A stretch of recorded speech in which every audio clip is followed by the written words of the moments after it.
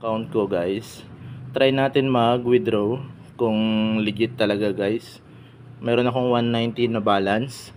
Try natin i-withdraw guys. Ayan yung 2 days pa lang po kasi ako dito guys sa ating Miss Connor.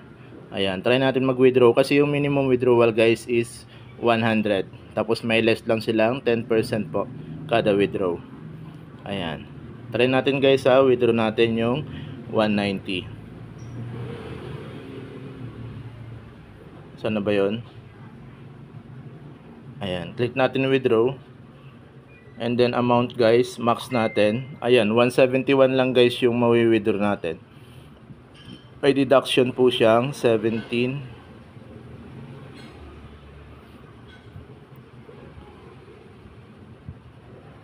$188 total deduction.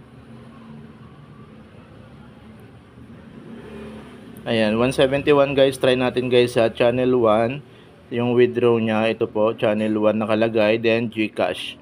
Ayan. Check natin, lagay natin yung GCash number.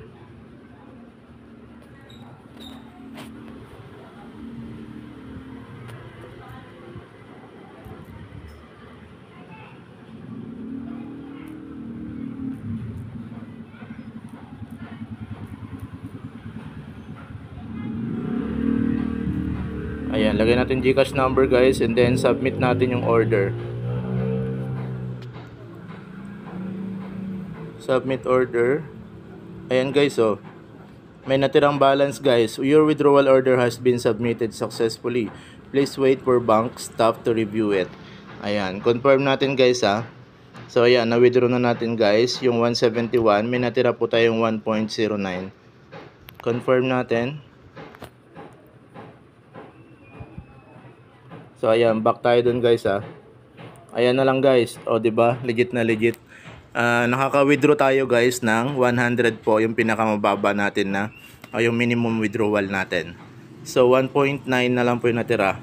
Na-withdraw na natin yung kanina 171 guys. Check natin kung nandun na ba sa ating GCash. Ayan, check natin yung message. Cash withdrawal amount 171 guys, application. Ayan, nakalagay. So ganun lang guys. Check ko yung sa ano guys yung sa GCash ko. Ayan, nasa kabilang cellphone kasi guys, and then i-confirm ko na lang po kapag ka pumasok na sa GCash ko guys. Wait lang. Post ko lang guys Guys, wait ko na lang yung pagpasok guys Nasa 4 hours daw yata yun guys bago pumasok sa ating GCash. Screenshot ko na lang po kapag ka pumasok sa GCash natin yung 171 po. Yung na-withdraw natin. Ayan. Thank you guys i-update ko po kayo.